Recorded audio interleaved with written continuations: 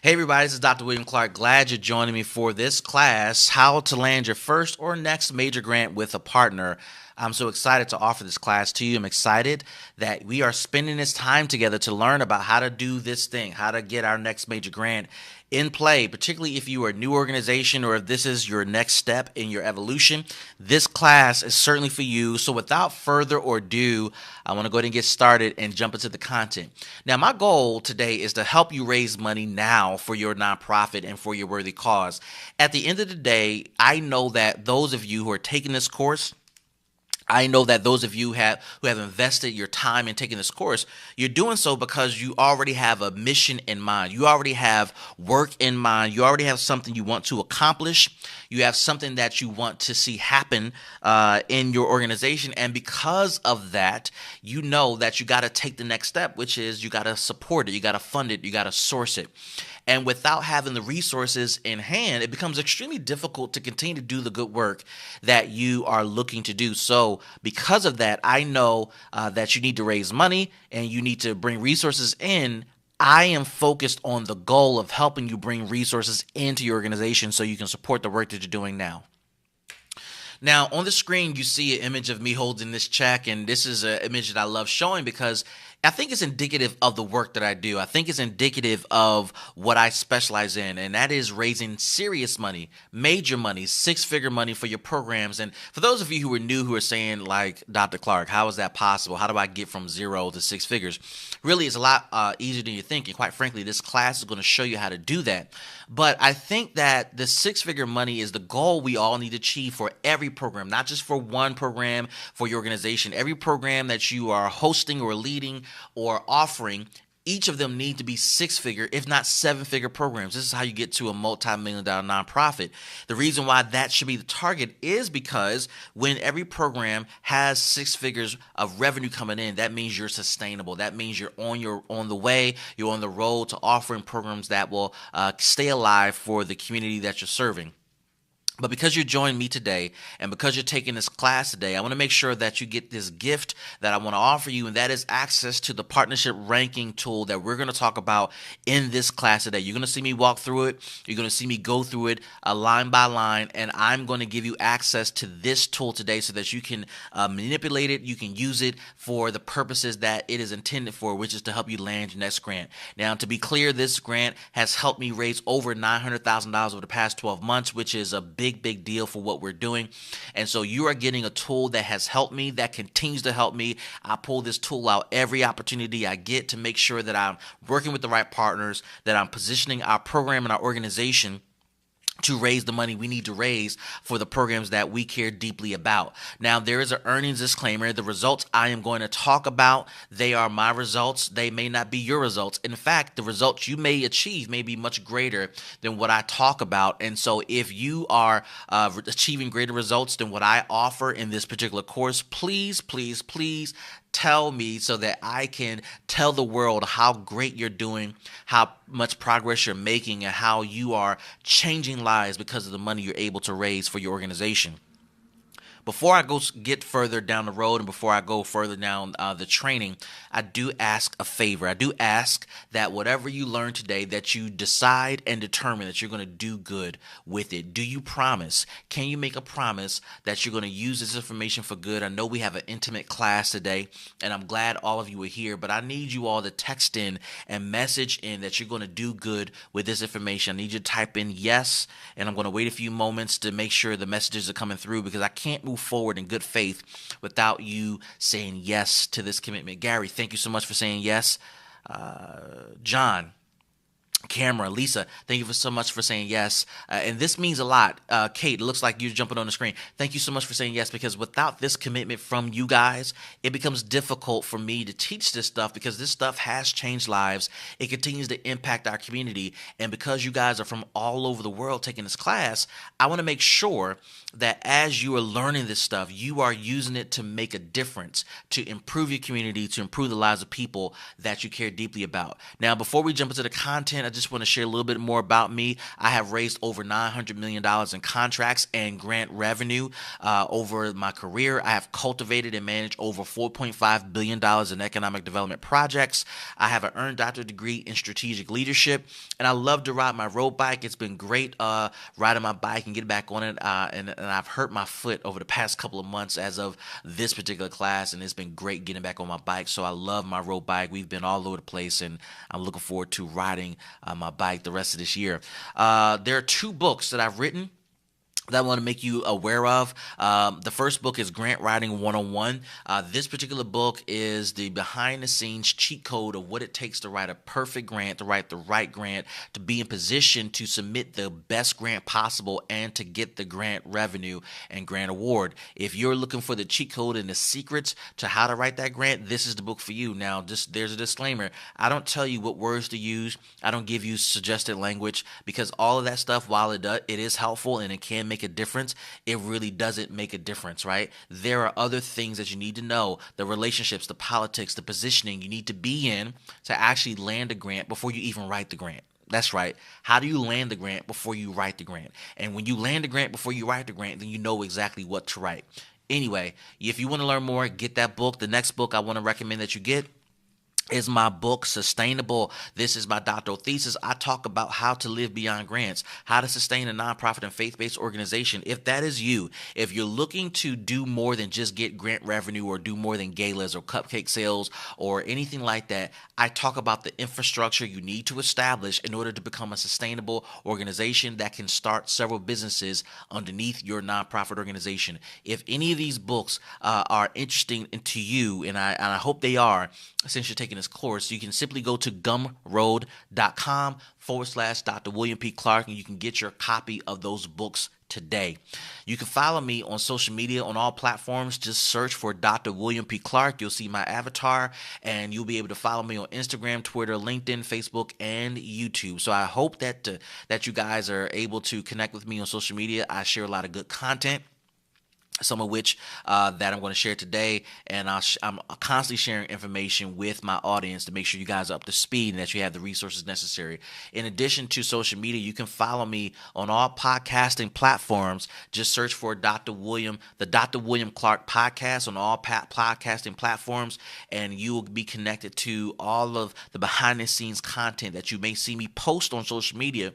I go into detail in my podcast. This podcast has been running for years. There's content that I have historically that is just connected to the nonprofit world, and as of late, over the past 12 months, we've been focusing on fundraising exclusively. So if you want constant information, content in your ear, helping you get over the hump and get towards your goals, this podcast for you, the Dr. William Clark podcast, is available to you. Next, there is a nonprofit funding strategies group that I offer. In Facebook, it's a private group. Just go ahead and search for that group. In Facebook, submit your application. We'll admit you into the group. This is a group where we talk about all things fundraising for your nonprofit. If this is up your alley, if this is something that you want to talk about all day long for your organization and figuring out how to get revenue in the door for your worthy cause, this group is for you. Just find us on Facebook, the Nonprofit Funding Strategies Group. Now, at the end of this presentation, I do have a special offer for you that I believe is going to be a benefit to you, and that is an invitation to join my masterclass and my mastermind group, what you should know before applying for grants. This is the group that you need to be a part of. We will talk about this further down the road of this presentation, but stay tuned for that special offer at the end of this presentation. Now for the good stuff. This is what you came here to talk about and learn about. There are 3 secrets to raising serious money in your nonprofit. The 3 secrets goes like this. A clear strategy matters and is the 3rd fastest way to raising serious money for your nonprofit. Secret number 2, performance matters and is the 2nd fastest way to raising serious money for your nonprofit.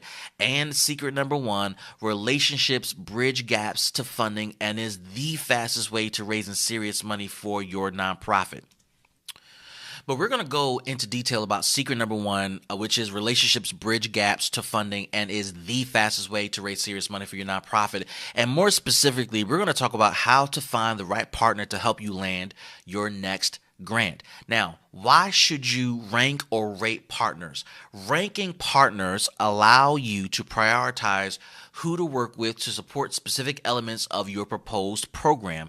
If you're going to land a grant, a major opportunity, you need to be able to do an assessment of who to do business with. I can't tell you how many times on social media where I get stories or questions or I see posts about newbies or organizations who are less than 5 years old when they say, I've tried to partner with XYZ organization and I wasn't able to actually move that relationship forward, or we partnered but we didn't get any results, or we partnered and there was no money attached to it.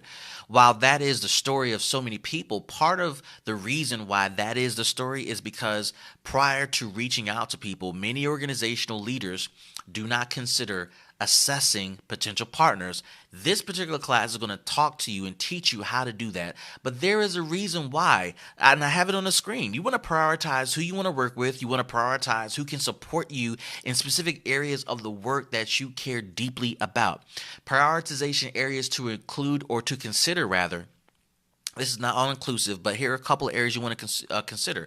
You want to consider partners in the area of funding, how to land the next major grant, program recruitment, case management, supportive services, placement services, training and ongoing development. And there are more areas. When you look at these categories are not all inclusive, but they represent some of the core areas of need most nonprofits have within their business model. You're looking for funding, you're looking for the next big grant opportunity, next multi-year, multi-million dollar grant opportunity. You're looking for recruitment because if you don't have recruitment, then you're not having or running a successful program, case management, and so on. These areas help identify your need. These areas help identify which areas partners can help you in. So when you're pursuing a partner, you cannot have a blanketed statement that I'm going to pursue a partner. Rather, I need to pursue a partner for a specific need. There are no partners that can help you just be a blanketed support. While that may exist in some areas, mature organizations who have been doing this for a while, certainly I run one, I lead one, I'm a part of one. When we look at partners, we're not looking for partners for overall support. We're looking for partners in very specific strategic areas because we want to come to the relationship with information, resources, connections as well. Our partners come and they fill a gap that we feel that we cannot fill ourselves, or we're not as strong. Or even if we are strong, we just don't have the capacity to expand to do more. We have the competency, but not the capacity. So when it comes to partnerships, you got to be super specific about what you need and why you need a partner. Before ranking partners, you need to compile a list of potential partners in each of the categories of your need of program. Now, remember, we just said this is the need that we have. And of course, if you're looking at your organization, your needs may be much longer, much more detailed. But going forward, you need to compile a list of partners who can fill each of these needs. So, for example, as we look at our needs, you need to compile a list. You need to set a goal for each of these, right? I want to find 5 potential partners who can help me with funding. I want to find 10 potential partners who can help me with recruitment. I want to find 5 potential partners for case management, 12 for supportive services, 7 for placement services, 10 for training and ongoing development. And regardless of the needs that I have, and of course your organization may have longer lists of needs than what I've listed on this page, you need to set a goal for your search. You need to set a goal for each category that matters to you, because this forces you to do research for viable options outside of your immediate circle. One of the things I see constantly with newbies is that when they say they're starting a nonprofit or they just got their 501c3 status and they want to partner, in air quotes, with someone, they're going to a friend who just started their organization too. Now, while there's nothing wrong with that, the reality is if your friend just started their organization and you just started your organization and neither one of you have major funding or major connections or major resources or major partnerships, then that partnership with your friend really is going to yield absolutely nothing. And when that yields nothing, then you're going to be frustrated with the relationship, frustrated with the partnership, and then you're going to dissolve it having gotten nothing out of it. So when you think about this, you have to to think about potential partners outside of your immediate circle. This will require you to think about partners that you do not know personally. Maybe you know somebody that knows that potential partner, but it has to be somebody that you do not know unless you know somebody in your immediate circle who literally does this for a living, who's good at what they do, who has a track record. It is possible that you don't have that connection. But the whole point is to make a list, is to set a goal, and don't worry about how daunting it seems right now. We will deal with that a little bit later in the presentation. The goal is to make a list of potential partners. Do not skim. You want to reach for the stars. In some cases, you reaching for the stars may be a little bit far-fetched, but that's not the point. There is going to be something that comes out of this process when you start to make a list of potential partners in every key category that matters to your organization. As you're taking this class, I need you to start thinking about the following.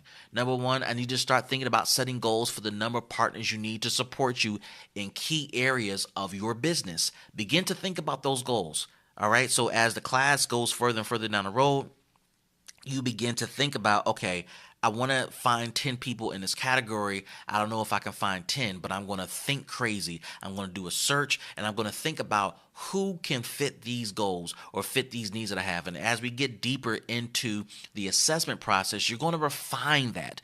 I'm going to walk you through that. So don't get lost in the sauce about who, what, where, when, why, and how. We'll deal with that later. Just start to think about goals. And then secondly, start to think about partnerships that are for landing your next grant, but also for helping you deliver high quality services to your customer. This is key. Relationships and partnerships are not about who you know and because we grew up together or our moms know each other or we're cousins. It's about their ability to deliver high quality services to your customer. Maybe you're the conduit, but if this partner cannot help your customer improve their life or improve their situation or the circumstance, then that is not the right partner for you. Before I move forward, Gary, John, Camara, Lisa, and Kate, is that making any sense to you guys? Just type in yes. I just want to make sure that I'm still hitting the right notes. For all the other students that are watching this class, is this making sense to you? Yes, just let me know. Yes. All right, John, thank you so much. Lisa, thank you. Kate, thank you. So I just want to make sure this is starting to make sense to you guys, because without this making sense, then the rest of this presentation isn't going to connect with you. Before we use the tool, I want to establish for us a case study so that we understand how this tool works and how to put into practice the previous things that I just taught you. So let's look at this potential case study. Let's say your nonprofit is named Youth Matters. Let's say you are based in New York, New York. You have a staff of 6 and all you guys are volunteers, and your nonprofit is 3 years old. You focus on youth development, and your mission is increase the number of youth between the ages of 14 and 18 to enter into a career pathway through trade school, on-the-job training, or college. Now, there are a couple of things I want to acknowledge about this particular nonprofit. They have a 501c3. They have a simple landing page website. They have a basic checking and savings account. They have a 9-member board that has raised enough money to pay rent.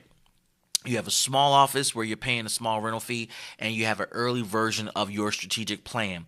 Now, you also have $5,000 in the bank. You have not taken a paycheck yet as the executive director, and you're looking to start taking a check with benefits soon because you want to do this full time. And you have volunteers on staff, about 5 of them, but they are not paid staff members, which is a difficult thing, right? And that's just to put a pin there. For those of you that believe you can build a nonprofit based on the backs of or the work of nonprofit volunteers, that is not true. Volunteers are very difficult to build businesses with because volunteers have a lot of things going on. They have full-time jobs, they have families, and life happens. When someone is opting to support you and there's no compensation for it, there's no commitment, there's no employment relationship, they can opt out of helping you when life happens, when they have to go to work, when there's a family emergency, etc. So you have to start building towards paid staff who's obligated to work with you. There's a contract, an employment contract that you have with them, and that employment contract is literally a paycheck. And so when the paycheck is the agreement, they will show up every day on a full-time basis to help you. And you realize in this case study, I need to make that transition because without paid staff, I'm not really receiving the resources I need. I'm not receiving the grants, and I don't have the respect I need in the city to operate.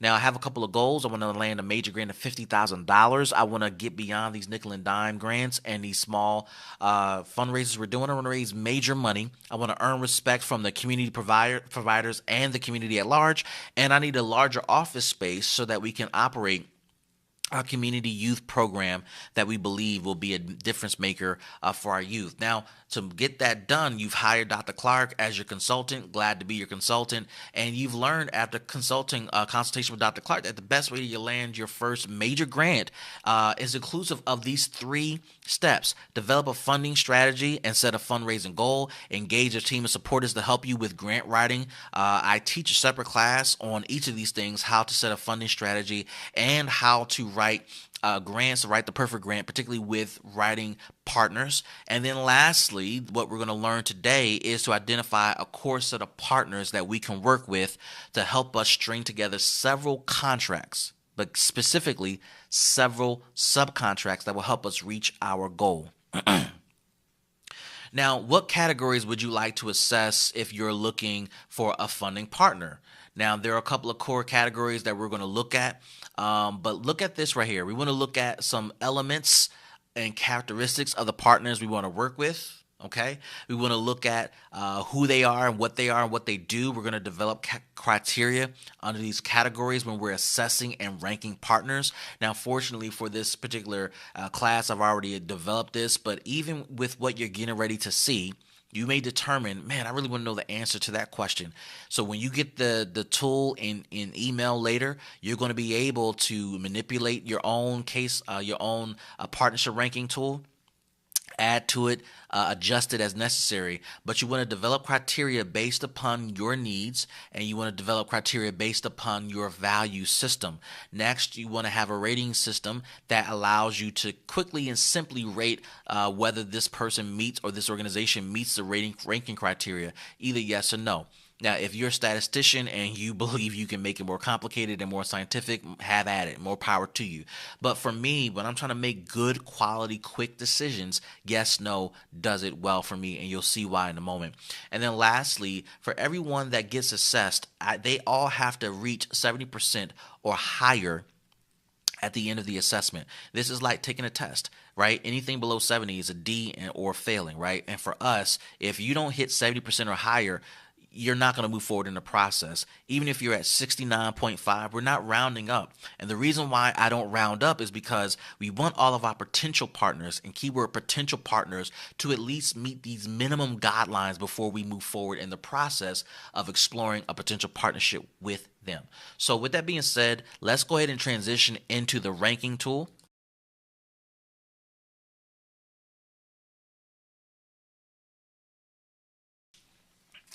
So we just transitioned into the ranking tool, and you should see it on your screen. This gives you insight into what the tool looks like.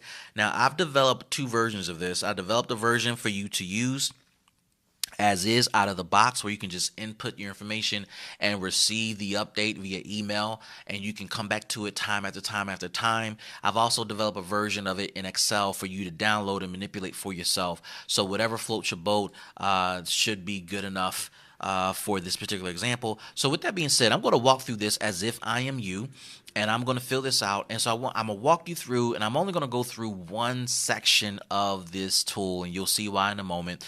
So the first thing you got to do when you come to the tool is enter your email address. So I'm going to enter this email address here, youthmatters.org. And now the next question is, what potential partner am I looking at, right? Who am I targeting? Remember, you made a list of the number of partners you want to look at in each category. And let's say I want to look at nonprofit ABC. Then the second, now before we get to the next part, it's asking us what ranking category do we want to start with this partner. Now, when you can go through this entire assessment And you can just click on this option here, click next, and you'll go through each of the categories I've listed. Or you can focus on a specific category. You can start in any order you want. And at the end of each section, you'll be able to jump back and forth. So don't worry about that. Again, I've only done this or created this tool for 4 categories. As I get more feedback from students, I'll add more categories with questions. And these questions that I've added in each category are designed to replicate the decisions I've made in the past, right? What has helped me raise over $900 million over my career. And just to quickly review, I'm going to focus on funding for this case study and example, but I'm going to jump to recruitment for a second so you can see what it's like. I got a bunch of questions here with a bunch of point totals here, and these are questions that I have distilled down to help me make decisions about who is a good partner for recruitment, who's a good partner for case management and client support, who's a good partner for placement, which is part of the work I do with my nonprofit, etc. Look at all these questions. And there are 50 plus questions here, but these are the best 50 plus questions in total for all the categories that I've identified that are important to my organization and the work that we do. So because this is a fundraising program that we are teaching, I'm going to focus on funding partners specifically because you're trying to figure out who do I partner with to land my next major grant. So I'm going to help you think through that process. Now, because you identified Nonprofit ABC as a potential partner, let's go through these questions one by one. Now, this potential partner should have a budget of $1.5 million or greater. Now, the reason why I specify this in this case study is because you want to find a partner who is not going to be threatened by you.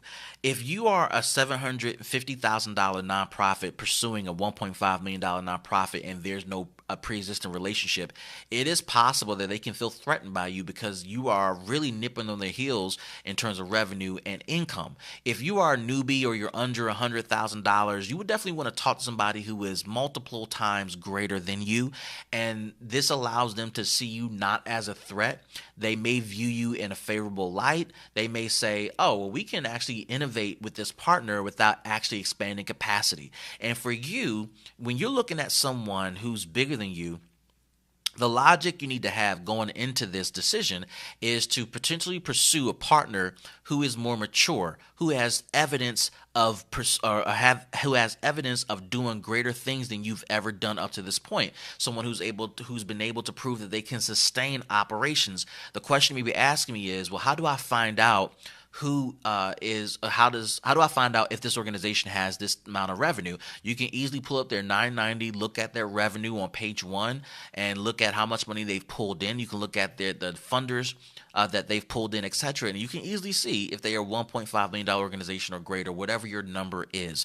So for the sake of argument, I'm asking myself, does Nonprofit ABC have a budget of $1.5 million? The answer is yes. Are they honest and transparent? Why does this matter to me? Why does it matter to you? When you're pursuing partners, whether you're a newbie or a mature organization, an honest, transparent partner cannot be overstated because you're in the process of doing business with this partner. If you can't trust your partner, if you can't rely upon your partner to be honest with you, to tell you the truth about the business and what's going on, whether we're recruiting well, whether we need to tweak things about the business, etc., to provide better services for the customer, how can you trust them? So this is important to us. I'm going to click yes. Now, the question you also be asking me is, how do I know if this partner is honest, especially if I don't know them?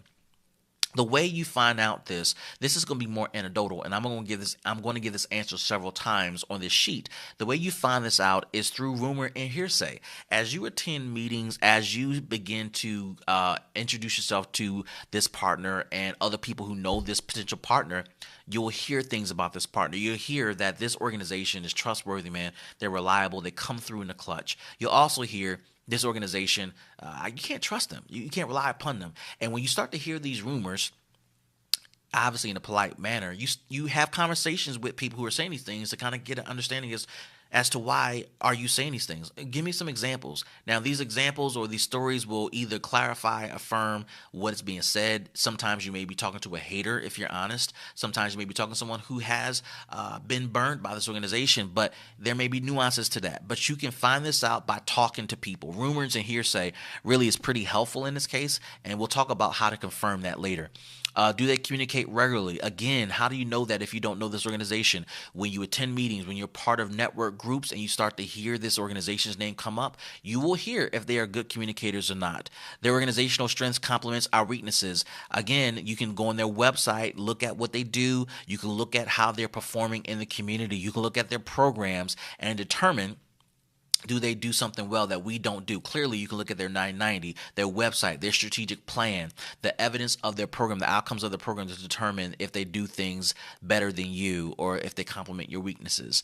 Has valuable experience with the target population. Now, this can be a yes/no answer, right? So you may be pursuing a partner and they may not have the right experience with your population. This is not a deal breaker all the time. The reason why this might not be a deal breaker, because if they don't serve your population, they may not be a threat to you as you grow and as you mature.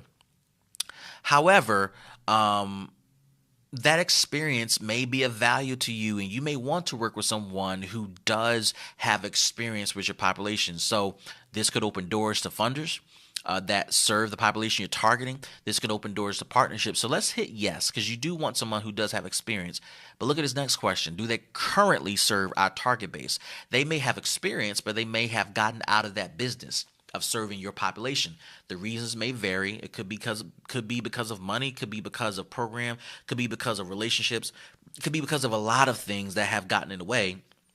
But this doesn't have to be a deal breaker, so this can be a no. They don't serve our population. This also could be beneficial because if they don't serve our population and the reason they got out of the serving this population is a legitimate reason to you, because you're offering to partner, you may be the thing they were looking for to actually get back into serving that population, which means this is a win-win opportunity for you and for them.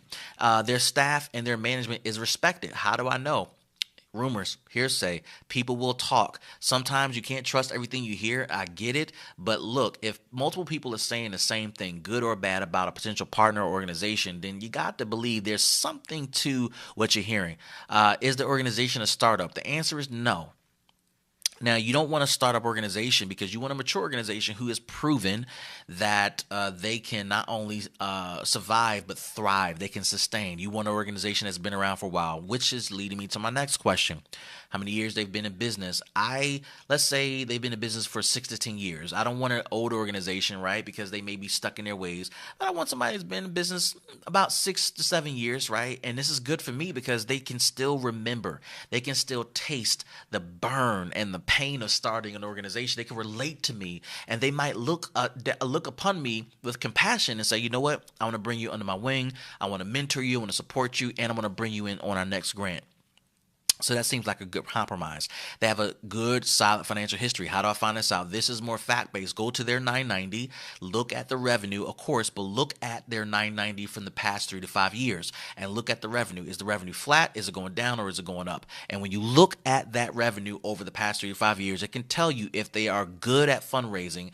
You can also dig deep into the 990s to look at salaries, to look at who has funded these organizations at what clip. So all of this can be very insightful into giving you understanding about the financial history of this organization you're assessing.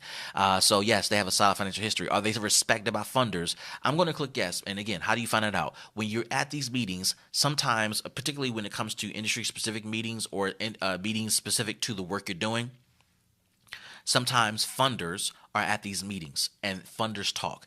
Let's say you're looking at Nonprofit ABC as a potential partner and you're sitting next to, or you can see the facial expression or the body language of a funder.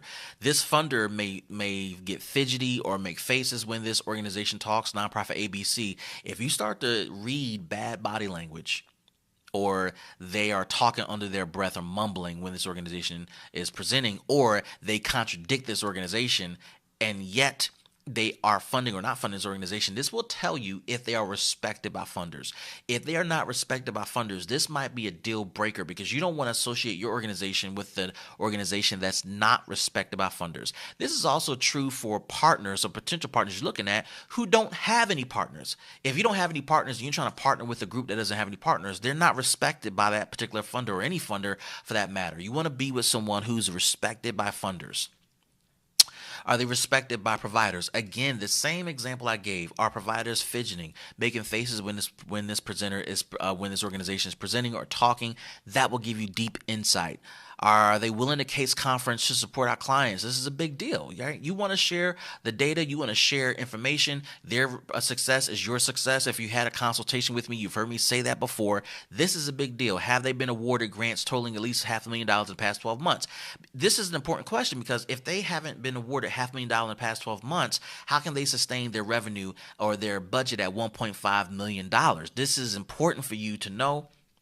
This is important for you to assess so that you can look at their ability to continue to raise money. Okay, so let's click yes for this. Has a supportive culture and working environment. How do I find this out? You can have coffee with staff members, frontline staff members. They'll tell you what they know, particularly if it's a safe environment. They have strong organizational values. You can look at their website and you can look at how they perform programs. One of the things I share, you know what, and I'll say it for this question and I'll say it for the last question here, willing to go above and beyond for our clients. One of the ways to learn about our organization is to become a client of theirs, is to take a class, take a program, or send someone through to their program to get a sense of these questions. Some of these questions I built is because of personal experiences where I have ran programs that are similar to the partners I'm looking for, or I have sat in on programs just to do an audit of the class, just to learn about the class or program that they're offering. And I can tell by the staff if they have a strong value system, or I can tell by staff if they're willing to go above and beyond for our clients. I can tell. You can read that right off the bat. So you can get this information by direct observation. Do we have a shared mission for goals for our clients? Yes. Are they willing to go above and beyond? Yes. I took a class, took a program, had coffee with frontline staff, and I was able to determine this is a fit. Now, when you do this assessment, you can continue to the next section, or you can just focus on funding and hit submit. That's what I'm going to do. I'm going to hit submit. I'm going to submit this. Now, for the sake of this particular example, I want you to look at this. I want to view the score of this particular assessment, and I want you to notice that there is a score of 16 out of 57. Now, this is representing 57 questions that are listed in this particular partnership ranking tool, which is all-inclusive of all sections. But we did not answer 57 questions, so let's quickly do a quick count how many questions we did answer. We answered 1, 2, 3, 4, 5, 6, 7, 8, 9, 10, 11, 12, 13, 14, 15, 16, 17, 18, 19. We answered 19 questions, so we got 16 points out of 19, and that brings us to a score of 84%. Now, remember, my goal was to have any potential partner score 70% or above.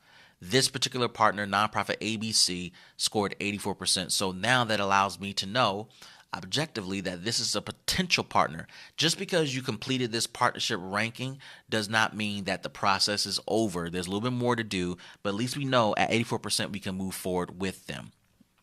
So how this tool helped me. It has helped me develop financial stability for my organization. It's helped me identify potential staff members, partnerships, relationships to build up our candidate pool. It's also helped me reach more people. It's helped me build the credentials I've needed in other areas where our organization was weak. And it helped me scale operations to a whole nother level that's allowed us to grow tremendously. Now, for you, as you look at the test results, as you look at the results of your assessment, there are a couple of things you want to do now. After ranking several potential partners to work with, I want you to schedule meetings and interviews to confirm the results of your assessment. Why does that matter? It matters just as much as when you interview somebody for a job. You ask people to submit a resume, cover letter, and you schedule interviews based upon the resumes that are attractive to you, based upon the information that you were able to receive and digest, based upon what they've said on paper. They look good, but now you want to interview them to get a sense of who they are, to get a sense of what they do know. And this is the same way. The resume of a potential partner is this ranking tool. And as a consequence of them scoring above 70%, you want to interview them. This is when you go ahead and have coffee meetings and you get to know the potential partner, the executive director, or the C-suite person you're going to pursue. Once you have these further conversations, you can start talking about joint goals. Now, once you start talking to people, you'll get a sense of, okay, do I really want to partner with them? Are my assumptions, are the facts that I was able to uncover, are they accurate? Is what people saying accurate? Are the feedback points that am receiving, are they relevant to what I'm seeing in front of me? The interview is going to be key. And if you believe that you're getting good information and you guys continue the relationship and continue to talk and figure out what you have in common and where you want to go together and how a partnership can work, then you finalize an agreement of the partnership that aligns with your business goals. Again, I need to reiterate, before you do this assessment, set a threshold. You may say, Dr. Clark, I want to make a threshold 65%, or I want to make the threshold 80%. Whatever floats your boat, make sure you set a threshold. You want to score everyone accurately for according to the standards you've set, and you want to make sure they meet your goals before you move them to the next phase. The usefulness of this tool is only as strong as your ability to disqualify people. Use this tool to discriminate against potential partners. Use this tool to discriminate against people who do not fit the needs of your organization. You can use this tool to assess other areas of interest. I've created it where you can assess recruitment partners, case management partners, support partners, and placement partners. There are other categories I will add as I receive emails from you guys, and as you go through this and say, you know what, Dr. Clark, I really want to see some in-depth thinking in this category. We will make updates to that. Now, this tool, as I share with you, has helped me land $900,000 or more over the last 12 months. It has helped me identify partners to work with to grow our revenue. It has also helped some of my students. It has helped Gary when he needed to get his nonprofit off the ground. He identified partners, and in his first 30-day campaign, he raised over $11,000. It has helped Strive Connecticut. We've raised over $3 million over the past 3 years, and we have not stopped. And it's been because we've been assessing our partners and ranking them. Bethlehem Church of God used this partnership ranking tool to get past a chaotic, tragic moment in their church history. They were able to get a new campus, but when they closed on a new campus, because of their partnerships, they were able to launch with $18,000 in revenue in addition to whatever they were getting ready to get when they bought their property and when they closed out their old facility and moved to a new facility.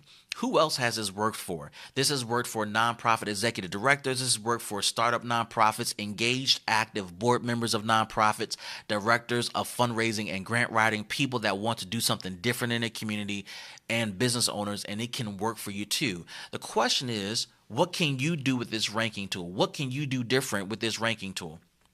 Could you serve more kids? Could you help more families? Could you improve the outlook of your community? Could things be different if you had this ranking tool in your portfolio? There is so much more that I have to share with you. There's so much more I want to teach you. And because we are limited on time, I want to be judicious with our time, but I do want to offer an opportunity for you to join my masterclass, What You Should Know Before Applying for Grants. This masterclass and this mastermind group offers multiple benefits. You get monthly live coaching from me with other students where we talk about all things fundraising and nonprofit leadership to help you advance your thinking around what you need to do to land your next major grant, what you need to do to build strong partnerships, and so much more. We cover the 3 secrets in detail in our live coaching sessions.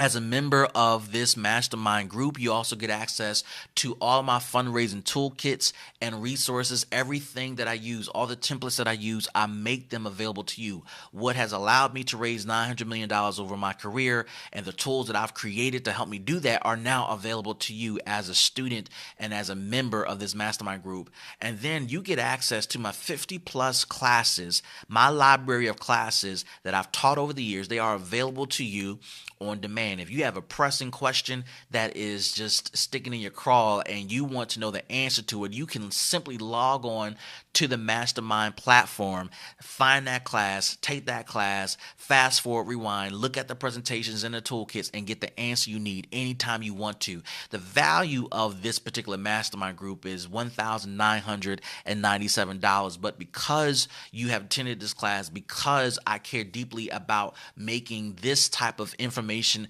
accessible and affordable to you, particularly as you're transitioning from one phase of your nonprofit to the next. I have made this particular program, this monthly program, available to you for $42 a month.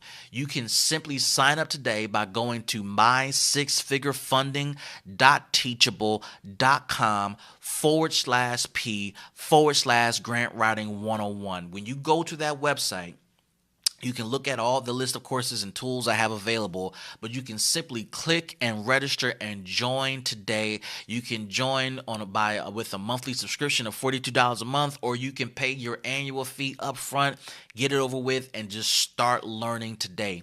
Whatever you do, stop right now and make sure you join this particular masterclass, what you should know before applying for grants. I am anxious to help you.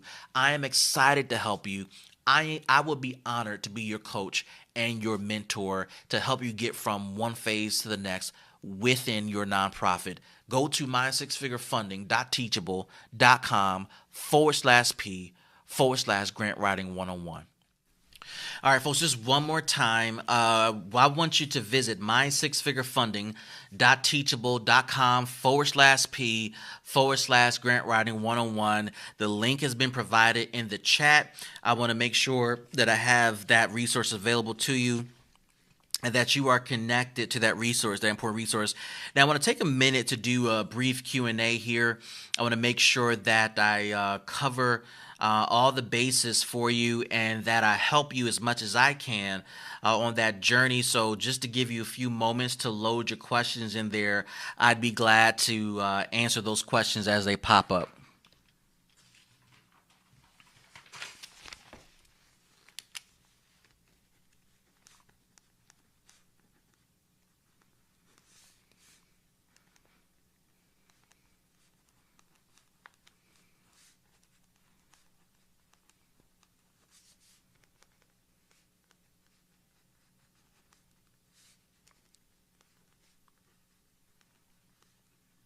All right, guys, give you a few more moments as you're loading in your first question.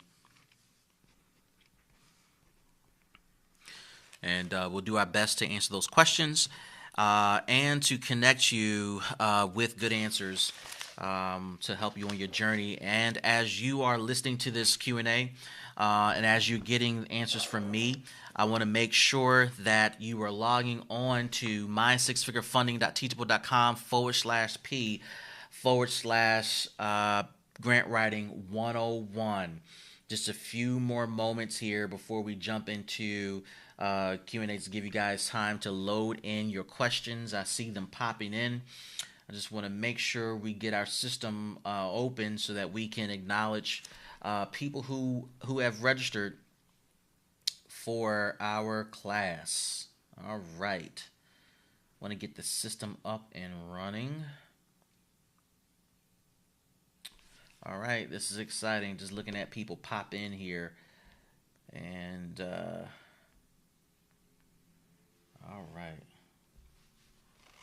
All right, folks, mysixfigurefunding.teachable.com/P/grant writing 101. I definitely want to shout out Lizzie for joining the class. Glad to have you in the master class. Again, $42 a month. Glad to have you. So let's look at these first set of questions here that are coming in. Looks like Gary typed in, how do I know that I have a bad partner if I've already solidified a relationship with them? So the interesting thing, Gary, about that particular question is, it's I think previous partnerships can, in fact, become toxic, especially after you take this class and you realize, you know what, man, I don't know if I did an assessment before I got into that relationship or partnership, and I'm not sure if it's still good for me. If you have realized as a result of this class that this is not a good relationship for you and it has not yielded any results, I think it's important, and I've done this on many occasions, I think it's important for you to go back and to get access to the partnership ranking tool, which you should have. in your inbox at this point. If not, it's coming shortly. And reassess all existing relationships based upon the assessment that I provide. And if any of the criteria doesn't fit what you're looking for, then I want you to use the downloadable version, manipulate it, and fix it, and then fix it to the point where it looks exactly how you need it to look, so that you can determine if the current relationships you have fit where you are and where you're going, right? This assessment tool has an amazing ability to do a post-op analysis on existing relationships. And if relationships aren't maintaining at the level that you desire it to, then you have the right and you should feel comfortable enough to reassess those relationships and reposition them accordingly. There's nothing wrong with going back to a partnership, looking at how it's not helping you, and making a determination that in order for the partnership to continue forward, we need to make some adjustments. If those adjustments cannot be made or we can't agree upon them, then we need to go ahead and start the process of dissolving the partnership. So do not be afraid of going backwards, doing this assessment, and making sure that the partnerships you do have are healthy enough for you. It's all about, again, remember in the presentation, we talked about the relationship being healthy enough to provide high quality services and benefits to your customer. If that is not happening, if that is not the case within the relationship that you are a part of, you need to start that journey of dissolving the partnership. So I hope that particular question, that answer helps you get on your journey, because I want you to start that journey. I want you to start that journey to moving forward with solid relationships. If you're not a part of that, if you don't have solid relationships, then it's going to be challenging to continue to build your program. I want to thank Letisa and Lisa for joining the masterclass. This is exciting. I'm so excited to have you guys be a part of the class. And as more people are registering, I want you guys who are on this call, who are watching this class, taking this class, texting into this class, visit mySixFigureFunding.teachable.com/P/grant writing 101. If you're texting in questions and comments, definitely would love the comments. Love to get some feedback from you about how you've been enjoying this class. If you're texting in, and if I don't respond to your question live, I will, or someone from our team will respond via email, or they'll type an answer to your question in the chat. It looks like Kate texted in. How do we get out of bad partnerships? And okay, I mean, you're off the heels of what Gary's talking about too, right? When you've made an assessment, number one, I think that I want to reiterate what I just said. Do an assessment of that partnership based upon the partnership ranking tool that you have available to you, and do an autopsy of that relationship to determine if it's up to par. Now, you may say, all right, Dr. Clark, this person is ranking still at 90, but the relationship feels like it's not where it needs to be. Well, you need to take your emotions out of it for a moment and determine and put your finger on what's causing you to come to that conclusion. It has to be more than a feeling. It has to be something fact-based that is driving you to believe that this relationship is not where it needs to be. And if you have this desire to see the relationship grow and mature to its next phase, then you need to identify where the deficiencies lie. Now, it may lie in something that's substantive to the program or the client or the business relationship. Whatever it is, you got to identify, take the feelings, take the emotions out of it, and identify what's missing, what's broken, what can be augmented or reevaluated so that the proper adjustments can be made to the relationship going forward. Kate, I hope that answer helps you. I definitely want to make sure that you are in a solid partnership for your nonprofit organization. And as a result of that, I want to make sure that you get your hands on that partnership ranking tool. This is for everyone. But also, I invite you to go to mysixfigureFunding.teachable.com/P/grant writing 101, because In the masterclass, I provide live coaching on this topic and much more. Every relationship may start well and may not end well. So how do you move forward? Maintain your integrity, maintain your ethics, maintaining a good reputation, and possibly a good relationship with this particular partner, even if you're not doing business with them. Keep the questions rolling in. Looks like Lisa's asking, how do I manage? How do I manage a good partnership relationship once I have it? Lisa, that's a great question. And before I answer that question, I just want to take a quick peek and acknowledge folks who are still registering into the masterclass. Looks like Rochelle, thank you so much. Jacoby, thank you so much for registering for the masterclass. Vanessa, thank you so much. Who else? Francis, thank you so much for registering for the masterclass. To answer your question, Lisa, how do you manage a good partnership and a good relationship once you have it? I think when it comes down to, you look at this tool, you've done an assessment, you realize this person could be a great partner, you go through the interview process, and you determine, yeah, it's a great partnership, and you start working together. I think one of the things that you can do to maintain the relationship is take a look back at the criteria that I've listed for the partnership ranking tool, right? And everything you've assessed of a partner that you feel is important, that you feel is critical to success for your business, your customers, etc.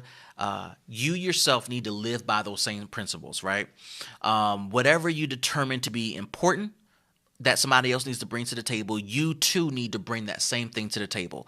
When you do that, you are maintaining a standard that you don't have to guess about. You don't have to try to remember what you think is important.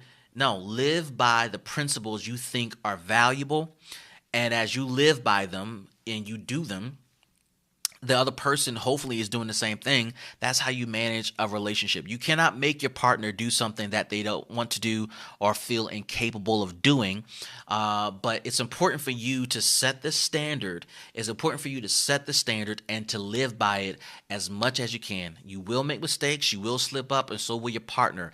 The recovery process is just as important as you living by those standards, and just going through that openly and honestly with your partner, walking through that, working through those challenges together can be a value add experience for both you guys, and you'll see the relationship grow. And there are relationships that I have where the partner may not be performing at peak performance, right? But man, we just have a good clicking relationship. And what I notice and what I appreciate about those partners on average is our ability to work through problems together, solve problems together, resolve problems together, meet the needs of the customer together, brings us closer, and we're growing together. They may be stronger in the area that I'm weak in, but I'm growing with them, and vice versa. And we're looking at the tides raising all boats together. It's not always perfect. Sometimes they're up, I'm down, I'm up, they're down, but we're growing together, and hopefully we're coming closer together as the months and years pass by. So that's my advice to you, Lisa, as you're looking at how to strengthen a relationship. I do want to shout out Tanika. Thank you for joining. I want to shout out, let's see here, Antoine. I appreciate you signing up, sir. See, so many people flying in here. My goodness. Holly, thank you so much for signing up as well. Well, listen, this wraps up our Q&A, but the door is open for you to join the masterclass. The door is open for you to be a part of the masterclass. What you should know before applying for grants. It comes with live coaching. It comes with tools, tips, tricks, and toolkits. It comes with access to my 50-plus video library and so much more. If you believe that you need coaching to get you to the next level, if you are in need of support and consultancy to help you navigate the problems and the challenges of building a nonprofit and raising money, this coaching program, this mastermind program, this master class is exactly for you. I constructed it for you. I priced it for you, and that door is open for you. Again, visit us at mySixFigureFunding.teachable.com/P/grant writing 101. The link has been posted. You will be directed there in a few moments. It has been my pleasure teaching this class. I look forward to seeing all of you all join in the masterclass, and I look forward to learning with you online. God bless you. We'll see you next time. Peace.